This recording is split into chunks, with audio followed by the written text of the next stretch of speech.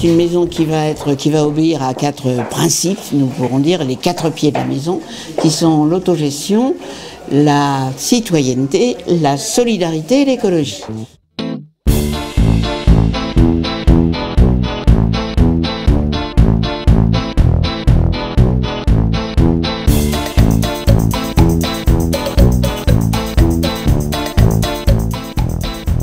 Le rez-de-chaussée sera composé d'une partie de locaux collectifs. Toute cette partie dans le bâtiment sud sera composée de 3 pièces en enfilade, dont l'une servira de salle à manger. Il y aura ici un spa, l'ouverture sur un petit jardin, et au fond du jardin, là, il y aura un atelier.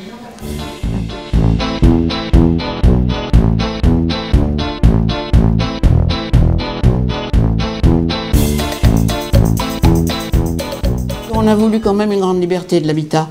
Chacune a son studio de 35 mètres carrés avec ses douches, ses toilettes et sa cuisine.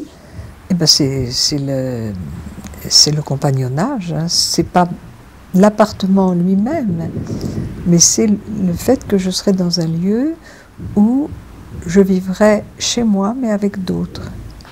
Il y a une convivialité que je ne peux pas avoir dans un appartement dans lequel, dès que j'ai franchi la porte, bon, j'ai une bonne relation avec mes voisines, mais enfin voilà, c'est tout. Si je ne me sens pas bien, j'ai l'assurance, sous couvert du volet de solidarité, d'avoir une assistance 24 heures sur 24, ce que j'appelle une assistance, c'est-à-dire une compagne qui vient me voir et qui me dit « il y a quelque chose qui ne va pas ».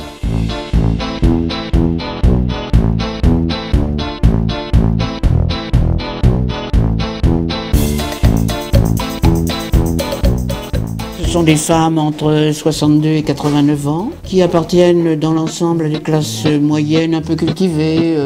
On a des femmes de l'enseignement, des infirmières. Ce sont toutes. Alors ça, ce sont des critères de professionnels, si vous voulez. Ce qui nous intéresse dans les Baba Yaga, c'est que ce sont des femmes qui ont eu un engagement collectif. J'emploie le mot collectif parce que ça recouvre qui les syndicats, qui les partis, qui la vie associative, mais ce sont toutes des femmes qui ont l'habitude de la vie collective. Il est évident que si l'une d'entre nous intègre son studio et met les pieds dans ses pantoufles tous les soirs pour regarder la télévision, il est évident qu'on lui dira « t'es pas faite pour nous, il faut que tu te retires ». Et où nous avons l'intention d'organiser des activités, d'en recevoir de l'extérieur et d'en proposer nous-mêmes. C'est-à-dire de recevoir une plurigénération. Voilà, des générations mélangées où nous pourrons contacter des jeunes, des très jeunes, des écoles, des étudiants, des vieux comme nous, des retraités ou pas. Enfin, il n'y a pas, on ne pose pas la question quel est votre âge quand les gens s'amènent.